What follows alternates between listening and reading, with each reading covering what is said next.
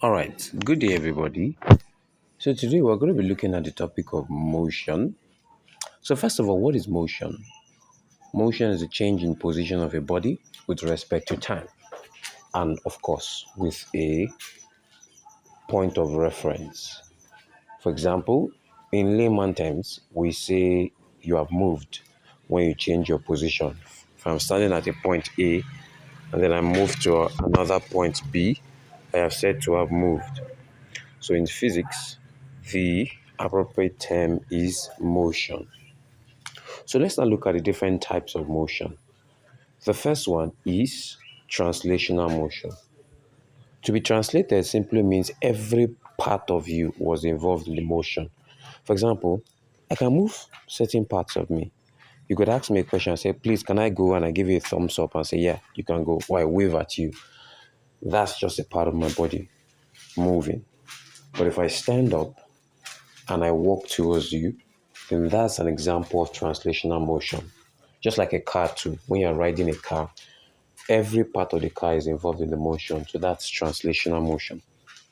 The second one is called oscillatory motion, which is also vibratory. It is a motion of a body in a to and fro movement. For example, when you're swinging your pendulum, when you have a pendulum, here's a pendulum,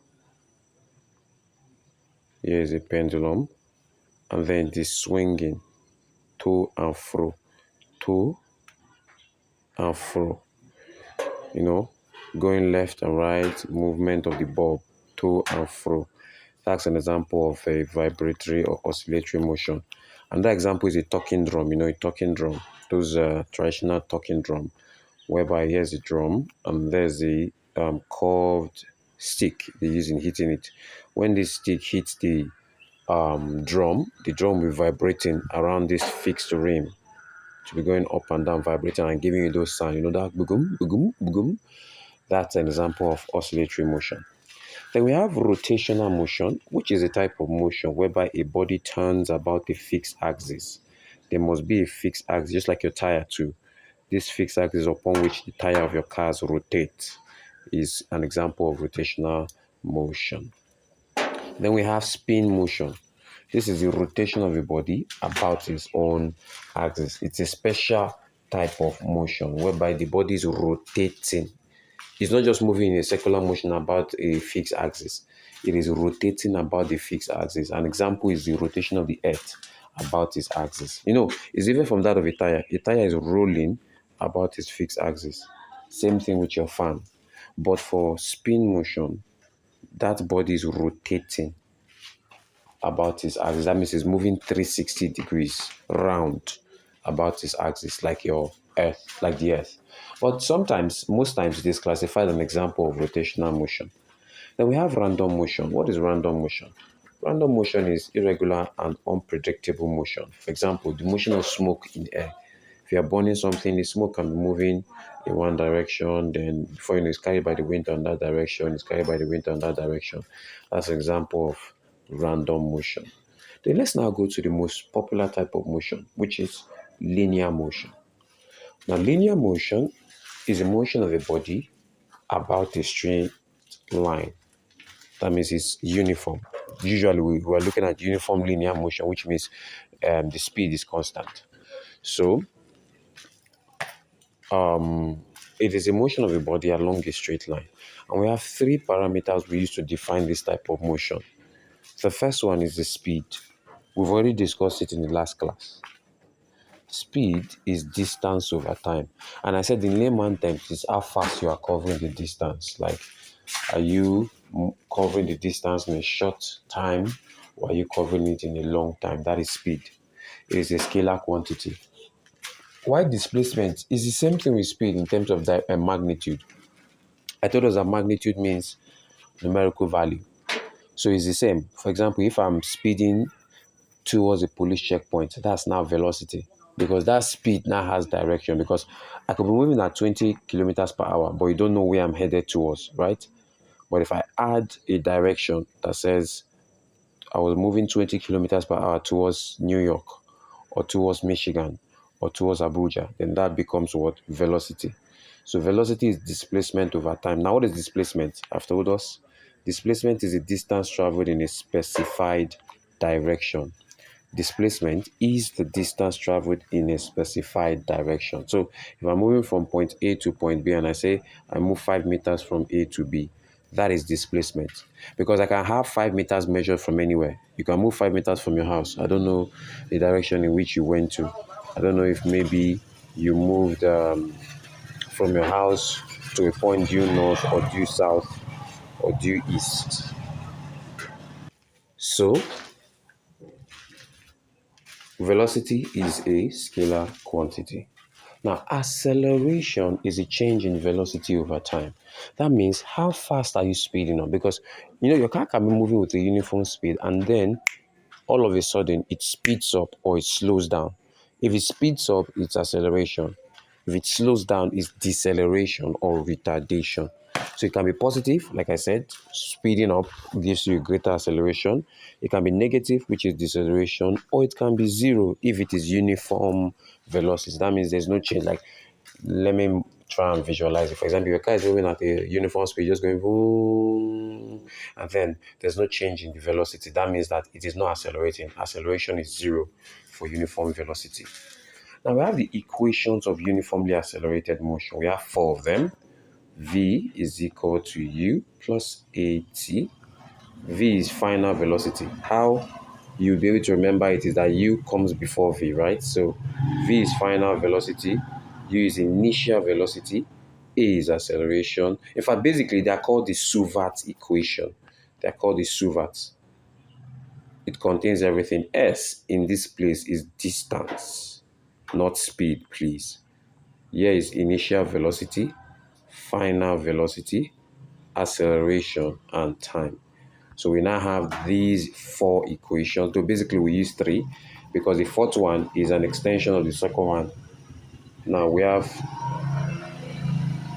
V is equal to U plus AT.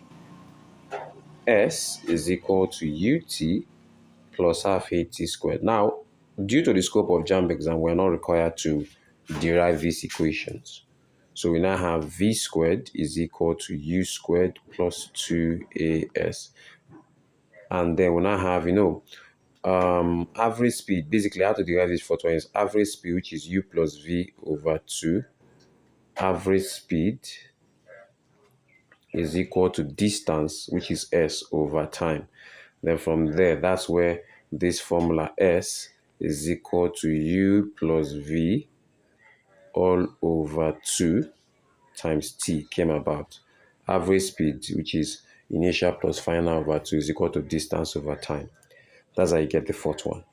Then we now have motion under gravity. What is motion under gravity?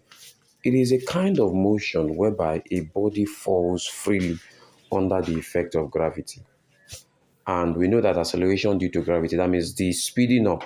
If I throw an object from the top of a building downward, it does not need any extra thing to be falling. It will be falling freely under the effect of the gravity of the earth. And that acceleration, which is going to be using to come down, is going to be speeding downward, is 9.8 meters per second squared. Now, for upward motion, if you throw something up, the acceleration is negative. That's why as you're throwing the body up, a time will come where finally it will get to a maximum height and then fall downward. So if you are going upward, you are going against gravity, so your acceleration will be negative. But if you are going downwards, your acceleration will be positive. That's why the only thing that can stop is if you hit the ground. You can keep falling from a 2,000-story building downward and nothing will stop your motion because gravity is aiding you. But if I throw you your ball, or let me not say if I throw a ball upwards, that ball will get up to a point and stop because its acceleration is going to be reducing because it's acting against gravity. Gravity is supposed to aid it to come down, but that body is going up. So it will be having a negative acceleration till finally its speed becomes 0 and then it falls down back to the earth. So we now have a distance, time, and velocity time graph. Though the most common type is your distance time graph. Your distance time graph is a graph that shows distance, as the name implied, distance against time. Now, if you notice, your slope is changing y over changing x. And what is in your y-axis? Distance. So your slope is changing y over changing x. So your changing y here is distance over changing x here is time. So what is distance over time? It is speed. So the slope of your distance time graph will give you speed, right? When you have a straight line, it is showing a uniform speed. When you have a curved line, it is showing a non-uniform speed. Straight line is used to show that this. Remember, I told you the slope is speed. So straight line is used to show that the speed is uniform. That means not changing, right? But if you have a curved line, that means it is not a uniform speed. That means the speed changes from time to time. Then the most popular one, which is mostly the one that is being used to test for this exam, is your velocity time graph. And as the name implies, your velocity time graph is a graph of velocity against time. And once again, let's get the speed or the slope. Slope is changing y over changing x, right? So what is changing y? What is in the y-axis? It is velocity over change in x, which is time. Now, what is velocity over time? Is what? Acceleration. So the slope of your distance of your velocity time graph is acceleration. The slope of a velocity time graph gives you acceleration. All right. Now, also another thing is the area under the graph. Let's say you plot a distance time graph. The area under the graph, or a velocity time graph, I meant to say. If you plot a velocity time graph, the area, that means this total space under the graph, will give you the total distance covered. I get me. So to find the area of this particular one, this is going to be, I'm going to use, since it looks like a trapezium, I'm going to use the formula for area of a trapezium, which is half A plus B times the height. That will now give me the total distance covered. Now, it is also important to note that for this point that is sloping upward, it is showing an acceleration. That's why it's sloping upward. While this point is showing uniform velocity. Uniform velocity. And this one sloping downward is showing a deceleration or retardation. Deceleration. Right, so once again, let me come again. Going upward is acceleration. Maintaining that speed is uniform velocity. Sloping downward is deceleration. So that's how to interpret that graph. Then the next part of your motion is actually projectiles. Now, what is a projectile? A projectile is an object that is thrown into the air and allowed to move under the influence of gravity alone. For example, if you take a spear, and you launch it in the air, what happens is that it's moving freely on its own under the effect of gravity. All you just need to do is aim at your target and throw that spear. Another example is a catapult. When you take a catapult and you put it inside, when you take your stone and you launch it, there's nothing else that has to be done, right? That stone will be moving towards a target under the effect of gravity. So any object that can be launched in that similar manner, like even your lawn tennis, you hit it with your racket, and what happens? It goes to your opponents, you hit it back. There's no other thing that aids the movement, just gravity. So any object that is being launched in the air and that moves only under the effect of gravity is called a projectile. For example, your aeroplane is not a projectile because it's not gravity that is aiding the movement. It has engines, it has a pilot, right? So note the difference. Any object that once you launch it in the air, it's moving freely on its own under the effect of gravity is called a projectile. So this is a graph of a projectile. This is the graph of a projectile. So how does a projectile move? You have an object from the initial state launch into the air, moving under the effect of gravity till it gets to the ground. Now the horizontal distance covered is called the range of a projectile. Let's use an example of a very common projectile. An example of a very common projectile is a gun. And you hear that different guns have different ranges. You know, there are some high-profile guns that can shoot for a long range. Some cannot take cannot hit a target in a long range. So the distance covered in the horizontal is called the range of that project. That means as you threw it, that distance is covered on the ground. It's called the range. Then the height that it gets, when you throw it, just like when you throw your ball upward, it's get to a particular height before it starts falling. That height is called the maximum height. That height is called the maximum height. And then the total time for which that projectile was in the air, when we talk about flight, say I have a flight to catch, it simply means you are going to be in the air, right? So it simply means you are going to be in the air. So for a projectile too, we have time of flight. That means the total time for which that projectile was launched in the air is called the time of flight. So we have the formulas right here. So once again, the reason why I'm not deriving them is because due to the scope of your exam JAMB, you are not required to do what? To derive them, because it is assumed that from previous knowledge, we're doing set induction of these formulas, that you would have done them from O level, but I'm also extensively explaining them. So time of flight is the total time for which that projectile was in the air. So the formula for time of flight is what? 2u sine theta over g. Now these formulas look alike, but what you just used to remember is that maximum height has 2g below it. All right. Maximum height, like I said, is the highest possible height that the projectile gets to before falling. And it is u squared sine squared theta over 2g. So g and g are here, but maximum height has 2g and they are all squared. So time of flight is 2u sine theta over g. That means it goes up, that same time used to come down. So it is 2u sine theta over g. While maximum height is u squared sine squared theta over 2g. While your range is equal to u squared sine 2 theta over g. So you can see all of them have g at the base, but only maximum height has 2g. So you can write the formula like I've always advised my students. As you are reading through a topic, you write down the formulas in your notebook and enclose them in a box, so that when you are reading, you're able to know that these are important formulas, and then you try to apply the formulas, and with time you master the formula. So once again, let me come again. Your time of flight is 2u sine theta over g.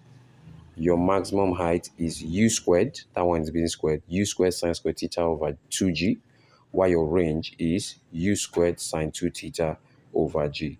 Now the maximum range, that means the maximum distance covered in the ground or the horizontal, is gotten when you face that projectile at an angle of 45 when you launch it, so you can cover maximum distance on the floor. So maximum range is gotten when the angle is 45 degrees.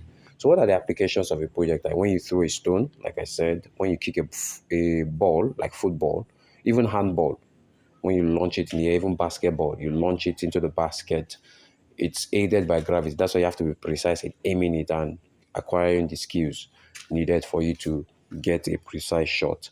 When you fire a bullet, like I said, when you fire that bullet, it does not have engines or dynamics within it, right? It goes solely under the effect of gravity.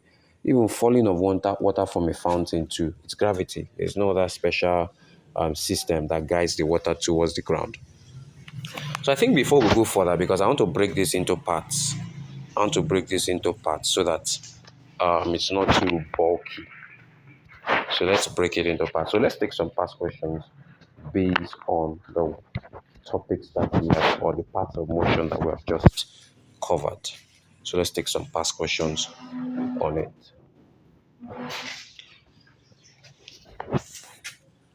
So,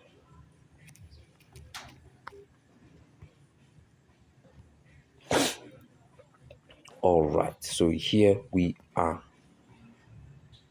Now, when interpreting questions on motion, it is important for you to always write down the parameters. Write down the parameters as they come, so that you'll be able to deal with them little by little. Now look at the first question here. It says an Air Force jet flying with a speed of 335 meters per second. That means initial velocity, because that's the initial one, is 335 meters per second. When past an aircraft gun, how far, that means distance, how far is the aircraft 5 seconds, they're giving us time now, as 5 seconds later when the gun was fired. So we have these equations. It says an Air Force jet flying with a speed of 335 meters per second went past an anti-aircraft jet. Now they're asking us, how far is the aircraft 5 seconds later when the gun is fired? So like I said, anytime you're solving a physics problem, always endeavor to write down the parameters so that you can be taking them as they come. So in this case, I have my distance, I have my speed, I have my time, and they're asking me, sorry, I'm looking for my distance actually. I'm looking for my distance. So what am I going to do? Now for this one, there's no equation that just links these three, right? So what I'm going to do is I know that my speed, since they only gave me speed is equal to distance over time. Now what is the speed? 335 is equal to distance, I do not know the distance, over time, which is 5. So my distance will be equal to, when you cross multiply, 5 times 335. So what does that give me? Let me type that in my calculator. 5 times 335, it gives me 1,675. So the distance is 1,600, which is option D. That gives me option D. Question 2. A palm fruit drops to the ground. That means initially the palm fruit was on a tree. That means initially the palm fruit was on a tree. That means it was resting initially. So the initial velocity is 0. It was resting. And then it drops to the ground from the top of a tree, which is 45 meters tall. So the height here is 45 meters. That means that's the distance it also falls through. Take note. So how long does it take to reach the ground? I'm looking for time. So let me write everything I was given. Initial velocity, because it was initially at rest in a branch in the tree. The distance it's going to cover is also 45 meters. How long does it take to reach the ground? Now remember, this is a projectile, because the moment it falls from the tree, it's going to be falling under the effect of gravity. And since it is falling downward, the acceleration is going to be positive of gravity, because it is falling with the aid of gravity. So let's see which equation of motion can help us here. So we have S equals to UT plus half AT squared. S is equal to UT plus half AT squared, right? Because in this case, I'm looking for time. Now, U is 0.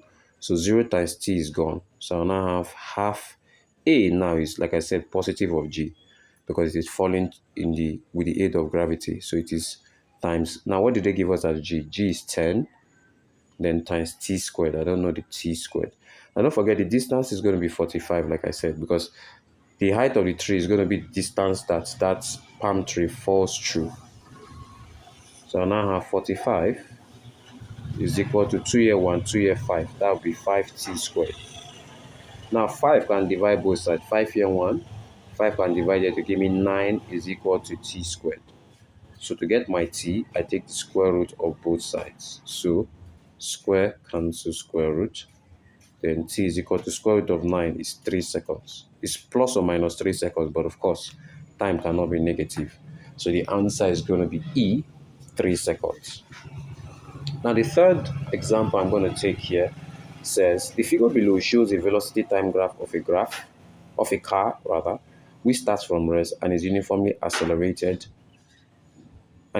uniformly at a rate of 3 meters per second squared for 5 seconds. So they say it is accelerated uniform. Now take note of what I've been given.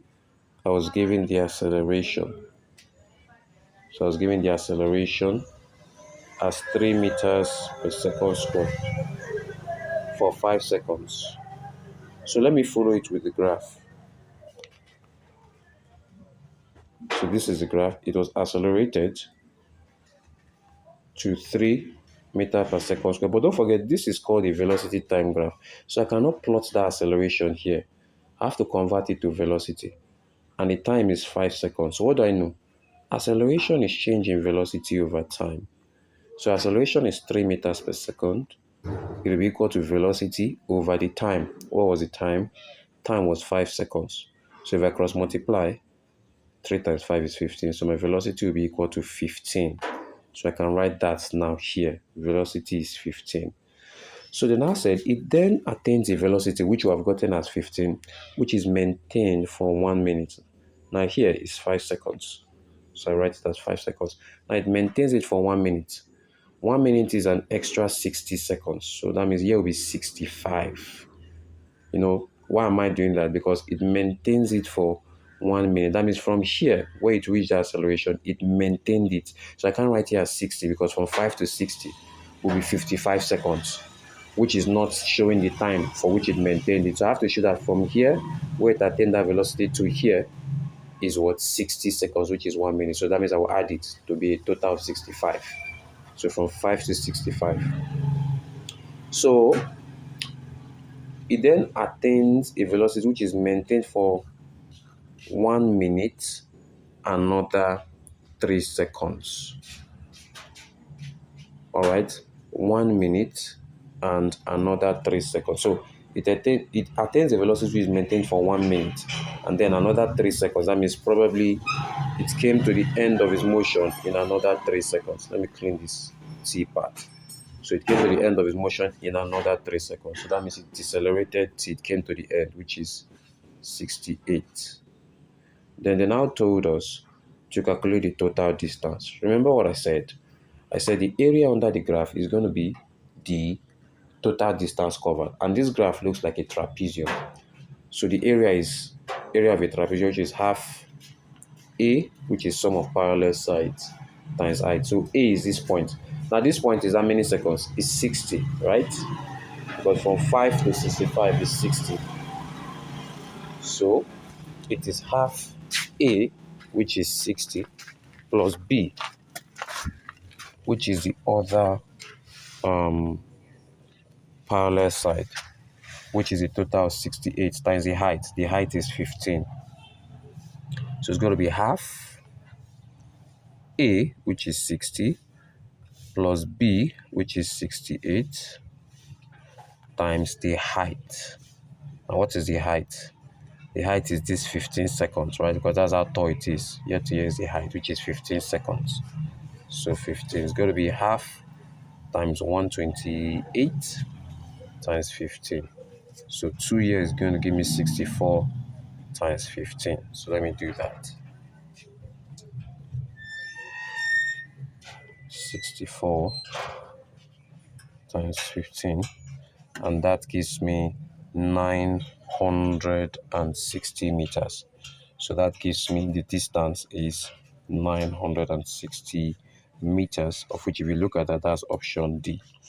So I'll be continuing in the next video with some more examples and then we'll proceed with other parts of motion. So if there's any question, please do well to reach out using our relevant channels. So see you in the next video.